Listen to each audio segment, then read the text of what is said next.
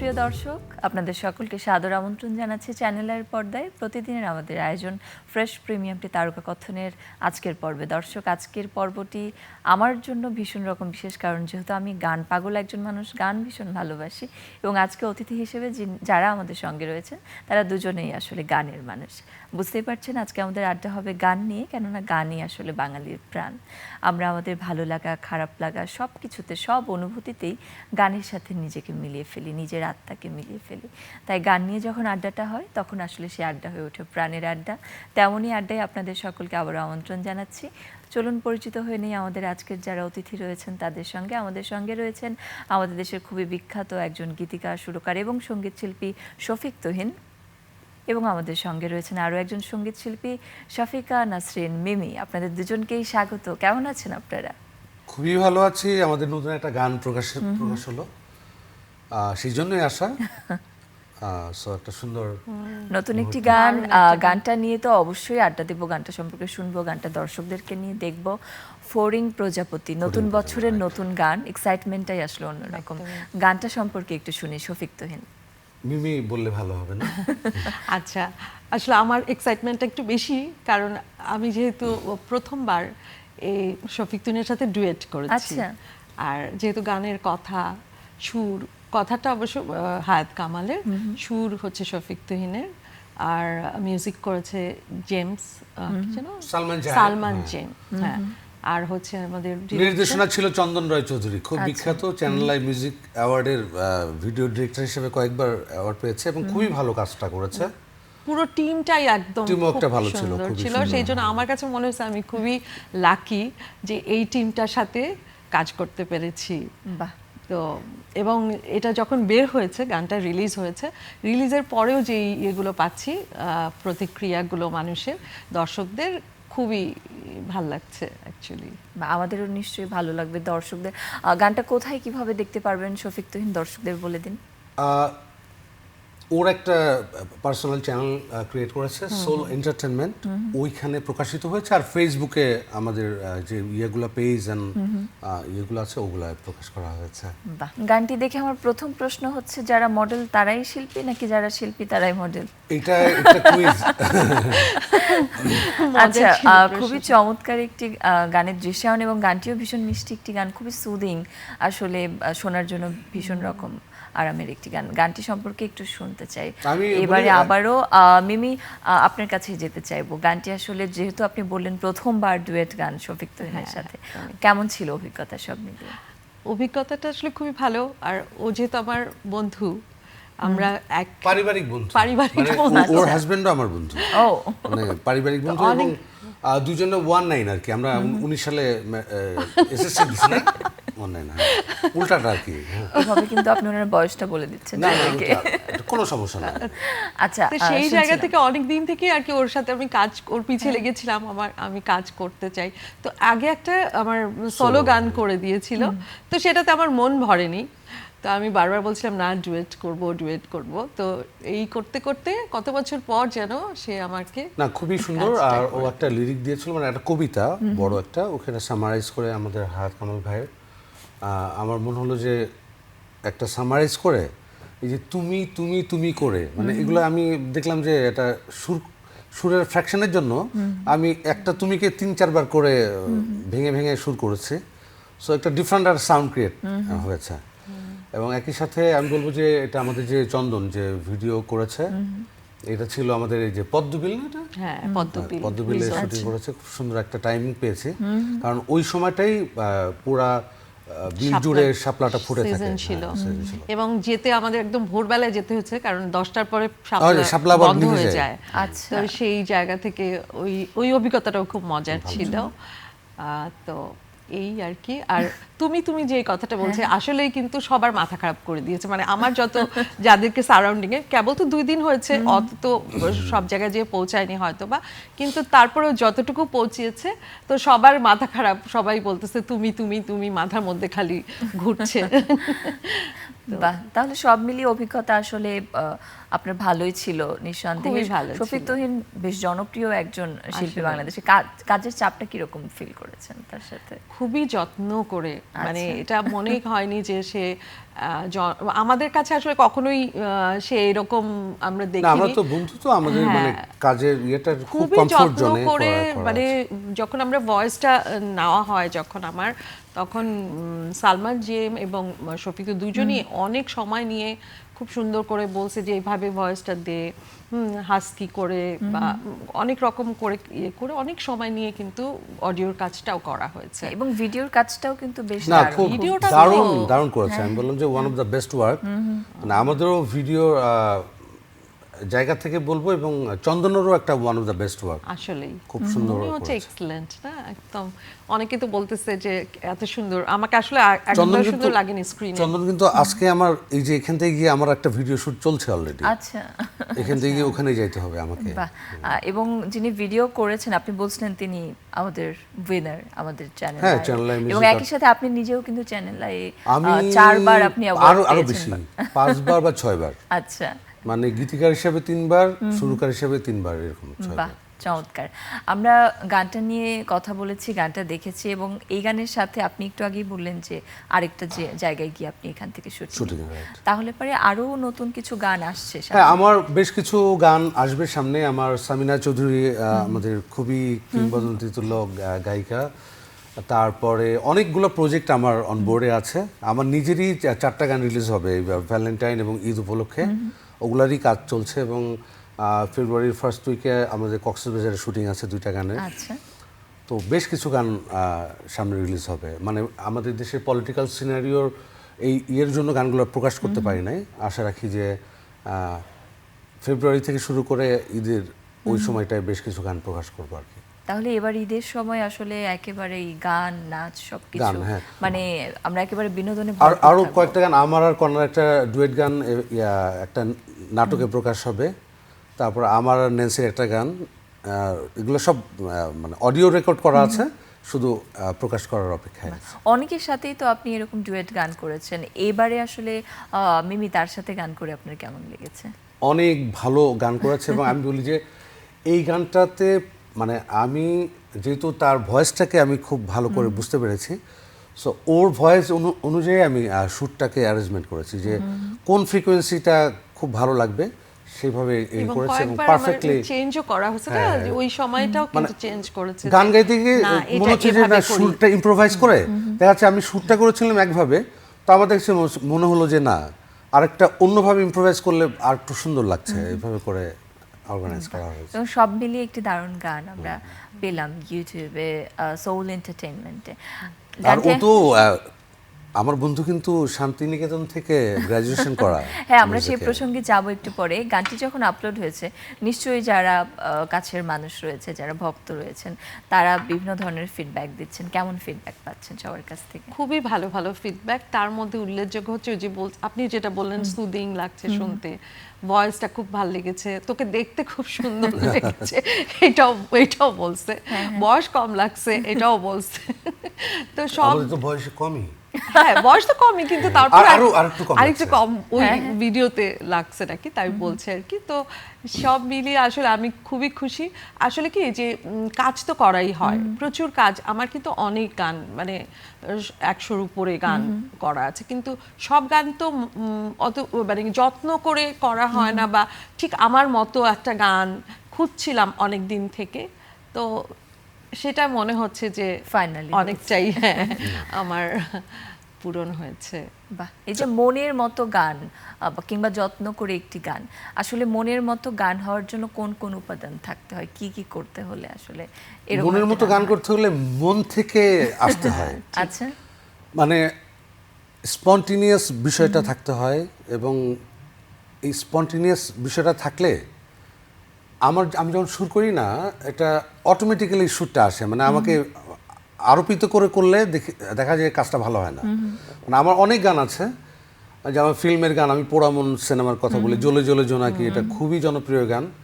আমাকে যখন ডিরেক্টর সিকোয়েন্সটা বোঝালো, আমি ইনস্ট্যান্টলি লিখছি এবং ইনস্ট্যান্টলি শুরু করছি রাতের বেলা। আমার সন্ধ্যাবেলা গল্প শোনাইছে, আমার ঘুমের আগে একটা তন্দ্রা ভাব হয় না, মানে আমার মনে হচ্ছে যে আমার সুরটা মনে থাকবে সকালে, আবার এমন মনে হচ্ছে যে ভুলেও যেতে পারে। আমি আবার ওই ঘুমের মধ্যেই আমি ওই কথা এবং সুরটা আমি মানে হুক লাইনটা আমি রেকর্ড করে রাখছি। সো এরকম অনেক ক্রিয়েশন দেখা গেছে যে মানে স্বতঃস্ফূর্তভাবে এসে যায় এবং ওইটাই পারফেক্টলি নক করে মানুষের কাছে, একদম মানে কানেক্টিভিটিটা তৈরি হয় যদি স্বতঃস্ফূর্তভাবে কোনো মন থেকে মনে লেখা বা সুরগুলো আসে।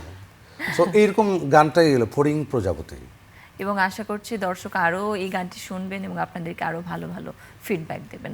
শাফিকা নাসরিন মিমি, আপনি বলছেন আপনার বেশ কিছু গান রয়েছে এবং গান তো করাই হয় অনেক। আর কোন কোন গানে এই মুহূর্তে কাজ করছেন? আগের কথা বলবো। আগে যেমন আমার গান আমি আসিফ আকবর ভাইয়ের সাথে করা হয়েছে, মিথ্যা বলতে পারি না গানটা, ওই গানটা আমার বেশ হিট একটা গান, প্রায় 7 মিলিয়ন ওটার ভিউ।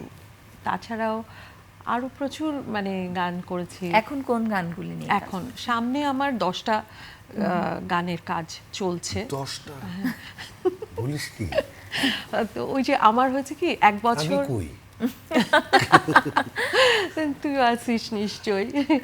তো আমার 1 বছর আসলে গ্যাপ ছিল আমার একটু অসুস্থতার কারণে। আমি ওই সময়টায় আসলে অনেক কাজগুলো আমার ইয়ে ছিল। তো এই বছর একদম নতুন বছর প্রথম মাস থেকে শুরু করলাম, ইনশাল্লাহ আমার প্রতি মাসেই যেন আমার একটা করে গান আসে। আচ্ছা, আমাদের আরেকটা বন্ধু রাজিতের সাথে, হ্যাঁ রাজিতের সাথে অনেকগুলো কাজ হচ্ছে, সজীব দাসের সাথে কাজ হচ্ছে, তারপরে লেলিনের সাথে কাজ হচ্ছে, এরকম অনেকেই আছে। বাহ, চমৎকার। আমরা তাহলে নতুন আরও অনেক গান পাচ্ছি। আপনারা রয়েছেন, আরও যারা সঙ্গীত শিল্পী রয়েছেন তারাও তো নানান ধরনের গান নিয়ে কাজ করছেন, তাদের কাছ থেকে অনেক গান পাচ্ছি এবং গানেই আসলে যেন আমাদের প্রাণ পরিপূর্ণ থাকে, আমরা সেটিই চাইবো। আমি শফিক তুহিন আবারও আপনার কাছে একটু আসতে চাচ্ছি, এই যে গানের সঙ্গে যারা আসলে থাকেন সবসময়, মানে ফুল টাইম যারা সঙ্গীত শিল্পী বলতে পারি, তাদের এই যে সুরের সাথে সবসময় ব্যাপারটি অন্যরকম থাকে, মানে মনটা ভালো থাকে, রিফ্রেশ লাগে অনেকটা। গানের এই পথ চলায় আসলে কেন, কখন মনে হয়েছিল যে আমি একজন ফুল টাইম সঙ্গীত শিল্পী হতে চাই? আমি কিভাবে সঙ্গীতের সাথে জড়িয়ে গেলাম আমি নিজেও জানি না। আচ্ছা, আমার স্কুলিংটা হয়েছে দর্শনাতে, চুয়াডাঙ্গা জেলার কুষ্টিয়ার। সো আমার প্রাইমারি ক্লাস 1-2 থেকে আমাদের জায়গাটা এমন একটা জায়গা ছিল যে সবসময় বিভিন্ন ফেস্টিভ্যালে হোক বা স্কুলে হোক অনেক ধরনের কালচারাল প্রোগ্রাম হতো। সো আমি ওই কোরাস গান দিয়ে শুরু, তারপরে আমাদের স্কুলের যেগুলো ইয়ে হতো কালচারাল প্রোগ্রাম, ওখানেও পার্টিসিপেট করতাম। আমার বড় ভাই জাহাঙ্গীর ভাই, উনি গান করতেন। গানে মূলত আমার ভাইয়ের জন্যই আসা, বাসায় একটা সঙ্গীত চর্চা হতো। তো কিভাবে স্কুল কলেজ ইউনিভার্সিটিতে আবার আমি গান করতাম, আমাদের নবীনবরণ বা অন্যান্য যেগুলো প্রতিযোগিতা হতো। কিন্তু আমি প্রফেশনালি গান করবো এটা কখনোই ভাবিনি। আমাকে এই জায়গায় যিনি এনেছেন, আমার প্রথম গানের সুর করেছেন মনোর হোসেন টুটুল ভাই। আচ্ছা, আমাকে সুযোগ করে দিয়েছিলেন 95-এ। আমাদের প্রখ্যাত সিঙ্গার শাকিলা জাফর, ওনার আমি প্রথম গান লিখেছিলাম মিছে ভেবে যাওয়া। কিন্তু আমার এই যে প্রফেশনালি এনগেজমেন্ট হওয়াটা আমাদের দ্য গ্রেট কিংবদন্তি আয়ুব বাচ্চু, বাহ, উনি যদি আমাকে একটা ফুল অ্যালবামের সুযোগ করে দিয়েছিলেন, তোমারও চোখে রাঙিয়ে নাই, তুমি কে আমায় আগের মতো বাসো ভালো, এই গানটা ছিল সুপারহিট গান এখনো। ওই অ্যালবামটা মূলত আমাকে আজকে যে আমার যে পজিশন বা আমি যতগুলো গান লিখেছি সুর করেছি, আমি বলবো যে ওইটাই ছিল আমার একেবারে রুট। যে বাচ্চু ভাইয়ের ওই অ্যালবামটাই যদি আমি সুযোগ না পেতাম, ওই গানটা এত পপুলার হলো, মানে ওই অ্যালবামটা মন জলে অ্যালবাম। তারপরে আমার এই যে সঙ্গীতের প্যাশন হোক বা এখানে লেগে থাকার বিষয়টা হোক, ওর পর থেকে শুরু হয়েছে 2001-এ। তারপর অসংখ্য অ্যালবাম করেছি বাচ্চু ভাইয়ের সাথে এবং আমি খুবই সৌভাগ্যবান। আমার প্রথম সুর করা অ্যালবাম, লেখা সুর করা অ্যালবাম ছিল হচ্ছে আমাদের প্রয়াত শাহনাজ রহমতুল্লাহ এবং সামিনা চৌধুরীর আপার অ্যালবাম মেঘরৌদ্র অ্যালবাম, এবং অসংখ্য অ্যালবামে কাজ করেছি। জেমস ভাই, বাচ্চু ভাই, সাবিনা আপা, রুনা আপা, এরকম এন্ড্রু কিশোর দা, বাংলাদেশের সবার সাথে আমার কাজ করার সৌভাগ্য হয়েছে। এই যে এত সব মানে কিংবদন্তি তুল্য মানুষদের নাম আপনি বললেন, আয়ুব বাচ্চু থেকে সামিনা চৌধুরী থেকে শুরু করে সবাইকে এতজনের সাথে কাজ করেছে, এটা আমি বললাম যে এটা আমার অনেক সৌভাগ্য। ইভেন আজকে যারা খুবই প্রতিষ্ঠিত এবং জনপ্রিয়, যেমন ইমরানের প্রথম গান করেছে আমার লেখা সুরে, প্রথম কোনাল প্রথম গান কিন্তু আমার লেখা সুরে করেছে, ঝিলিক প্রথম গান আমার লেখা সুরে, পুতুল, এরকম অনেকে। এবং ইমরানের যে আজকে ব্রেক থ্রু হয়েছে যে গান দিয়ে, বলতে চেয়ে মনে হয়, এটাও কিন্তু আমার লেখা গান। সো পুরনো থেকে নতুন সবার সাথে কাজ করা হয়েছে, এটা বিরাট বড় জার্নি। নিশ্চয়ই বিরাট বড় জার্নি, এবং আমরা সফল একটা পথযাত্রা বলতেই পারি আপনার এই জার্নিটাকে। সেই জায়গাটাই আসলে কখনো মনে হয়নি যে আমি একটু অন্য কিছু করি, কিংবা সঙ্গীতের সাথেই যখন এতটা সম্পৃক্ততা, তখন এবং অনেক প্রজন্মের মানুষের সাথেই কাজ করা, তো সেই জায়গাটাই নিজের কাছে আসলে কেমন লাগে এত মানুষের সাথে? অন্যরকম ভালো লাগে আসলে ক্রিয়েটিভ কাজ করার যে একটা মানে আমি একটা ক্রিয়েশন, একটা লেখা বা একটা সুর করলাম, এটা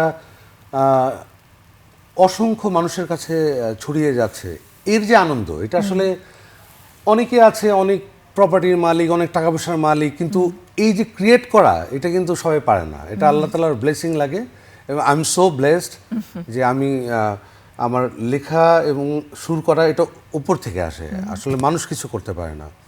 সো এই ব্লেসিংটা পেয়েছি, এইটাই অনেক বড় বিষয় আমি মনে করি। নিশ্চয়ই নিশ্চয়ই তাই। এবং যারা গান করেন, গান ব্যাপারটাই তাদের কাছে একেবারে অন্যরকম। আমি আবারও শফিকা নাসরিন মিমি আপনার কাছে ফিরে আসছি। আমি শুনছিলাম আপনি পড়াশোনা করেছেন বিশ্বভারতী থেকে, এবং সেখান থেকে সঙ্গীতের চর্চা এবং সঙ্গীতটাকে জীবনের সাথে বেঁধে নেয়া, সে জায়গাটাই আসলে সঙ্গীতটা আপনার জীবনে কতটা প্রভাব ফেলে বলে আপনার মনে হয়? সঙ্গীতটা আছে বলেই আসলে জীবন চলছে, আমার কাছে এটাই মনে হয়। কারণ যে কোনো কিছু করতে গেলে যেমন অনেক মানে নিজেকে সুন্দর করে গুছিয়ে চলতে আসলে গানের কিন্তু ইয়ে নাই। এবং আমার গানটা শুনে যখন আর একটা মানুষ নিজের দুঃখটাকে ভুলে বা খুশি আনন্দ করে, সেটাও কিন্তু একটা সৌভাগ্যের ব্যাপার। তো জীবনে আসলে সঙ্গীতটা যে যে ওর কথা ধরেই বলি যে ব্লেসিংস, আসলে যাদেরকে আল্লাহ এই প্রতিভাটা দেয়, সুর যার গলায় দেয় বা এই ধরনের শিল্পগুলো প্রতিভাগুলো দেয়, আসলে তাদের জন্য ব্লেসিংস। তো আর সেই জায়গা থেকে আমি যেহেতু গান শান্তিনিকেতনে যখন ওখানে যাওয়ার সৌভাগ্য হলো আমার গান শেখার, তো এবং ওখানে আমি প্রায় 6 বছর আমার ইয়ে মানে গ্র্যাজুয়েশন মাস্টার্স, তো ওখানে যে আমার আরেকটা জীবন পেয়েছি এরকম মনে হয়। যে যেহেতু শহরে বড় হওয়া আমরা, তো শহরে আমরা যতই গান করি বা এই যে লেখাগুলো এত সুন্দর সুন্দর কথা কবিতা পড়ি গানে, কিন্তু সবটার সাথে মিলাতে পারতাম না। আর রবীন্দ্রসঙ্গীত আমি যেহেতু ছোটবেলা থেকে গান করি, তো ছায়ানটেও করতাম, তো রবীন্দ্রনাথের গান যখন করতাম তখন মনে হতো যে আচ্ছা বৃষ্টি নিয়ে কোনো কথা বলছে বা কোনো সিজন নিয়ে, তো ঠিক রিলেট করতে পারতাম না। ওখানে যাওয়ার পর প্রথম দেখলাম যে আসলেই তো মেঘ বলেছে যাবো যাবো, মেঘ এরকম আসলেই তো ছুটে চলছে, আসলে আকাশই তো দেখতে পাওয়া যায় না আমরা যারা আসলে শহরে বাস করি। তো সেই জায়গাগুলো, তারপরে গাছপালা সবুজ, এবং আমাদের যেসব টিচাররা ছিলেন ওনাদের কাছ থেকে আসলে যে এত নাম করা, এত মানে, কিন্তু ওনাদের সাথে মিশলে কখনোই বুঝতে পারতাম না যে ওনারা এইরকম এত সাধারণ মাটির মানুষ। তো এই জিনিসগুলো শিখেছি। হয়তো গান নিয়ে কতটা আগাতে পেরেছি সেটা না, কিন্তু নিজের জীবনকে আমার মনে হয় যে অনেকটাই একেবারেই তাই। আমি শফিক তুহিন আপনার কাছে ফিরে আসছি, যে গান নিয়ে কথা বলছিলাম এবং আপনার এত বছরের পথ চলা গান নিয়ে, তো সেই জায়গাটাই প্রশ্নটা হলো, যখন দেখছেন আপনার লেখা হয়তো তন্দ্রাচ্ছন্ন হয়ে লেখা কোনো একটি গান, সেটি বাংলাদেশে ছড়িয়ে যাচ্ছে, বাংলাদেশের যারা শ্রোতা রয়েছেন তাদের কণ্ঠে আপনার গানটা তারা গাইছেন বা সেলিব্রেট করছেন আপনার গানগুলি দিয়ে, তখন কেমন লাগে? এটা তো বললাম না, এটা অন্যরকম ভালো লাগা। এটা শুরু হয়েছিল আমি বললাম যে মন জ্বলা অ্যালবামের যেটা, তখন তো এই ডিজিটাল মিডিয়া নাই, ফিতা ক্যাসেটের যুগ, মানে সিডি আসার আগের ফ্যাশন। তখন দেখি যে মৌচাক মোড়ে যাই, এখানে যাই সেখানে যাই, গ্রামে যাই, সিলেটে যাই, ওই গানই প্লে হচ্ছে, মানে এটা অন্যরকম অনুভূতি ছিল। এখন তো কান বন্ধ হয়ে গেছে, কে যে কি শুনতেছে কেউ জানে না। কিন্তু তখন প্রকাশটা ছিল ডিফারেন্ট, একটা গান পপুলার হলে সারা বাংলাদেশে একসাথে রিফ্লেক্টেড হতো। একদম। তো ওই অনুভূতিগুলো ছিল অন্যরকম। এবং আমাদের যখন মানে প্রত্যেকটা উৎসবে কিন্তু একটা ক্যাসেট সিডি প্রকাশ করার একটা ইয়ে ছিল, একটা উৎসব মুখর বিষয় ছিল। তখন ওই যে জেমস ভাই, বাচ্চু ভাই বা এরকম ক্যাসেটগুলো যখন রিলিজ হতো, এবং আমি বললাম যে আমি সো ব্লেসড যে এরকম মানুষদের সাথে আমি কাজ করতে পারছি। হ্যাঁ, আমার এবং ক্যাসেট ভাবতে- সিডি থেকে এখন ডিজিটাল প্ল্যাটফর্ম সবগুলিতেই আপনার পদচারণা রয়েছে, এবং সবগুলি ওইটা নিয়ে একটা কাজ করছেন। অনুভূতি বলি, যখন একটা ক্যাসেটের যে কাভারটা থাকতো তখন নিজের নামটা যখন প্রিন্টেড দেখতাম, শফিক তুহিন, মানে এই যে ভালো লাগা, এইটার ক্যাসেট এই এটা ফ্ল্যাপটা আমি দেখতাম রাতের বেলা, poster, এইটা তাই না? পোস্টার, পোস্টারগুলো। এবং তখন হলো কি আমাদের ছোট্ট স্ট্যাম্পস সাইজের ছবি, যখন আমি তো আমার অ্যালবামগুলো মূলত আমি ফুল অ্যালবাম করতাম শফিক তুহিনের কথায় বা শফিক তুহিনের সুরে, তো আমাদের ছোট্ট একটা স্ট্যাম্প সাইজের ছবি যেত, তখন মনে হতো কি বড় একটা বিষয়, এটা আসলেই অন্যরকম, তাই। সত্যিই তাই। এবং অনেক ভালো লাগার বিষয়। এবং এত ভালো লাগে এবং এত দর্শকের ভালোবাসা, এই সব কিছু নিয়ে যে সঙ্গীতকে নিয়ে আপনার পথ চলা, আপনাদের পথ চলা, এটা আসলে আরও সুন্দর হোক, আরও সাফল্যমণ্ডিত হোক, আমরা সেটি প্রত্যাশা করছি। আপনাদের দুজনকে আবারও ধন্যবাদ আজকে আমাদের তারকাকথনের সেটে আসবার জন্য। নতুন গানটি সম্পর্কে আবারও আমাদের দর্শকদের ছোট্ট করে একটু বলে দিবেন, কখন তারা কোন চ্যানেল দেখতে পাবে? ফোর্ডিং কি প্রজাপতি। এবং সোল এন্টারটেনমেন্টের প্রিয় দর্শক, আপনারা এই গানটি দেখতে পারবেন। এবং আপনাদেরকে অনেক ধন্যবাদ আজকে আমাদের আয়োজনের সঙ্গে থাকবার জন্য। পরবর্তী আয়োজনে আপনাদেরকে আমন্ত্রণ জানিয়ে আজকে এখানে বিদায় নিচ্ছি।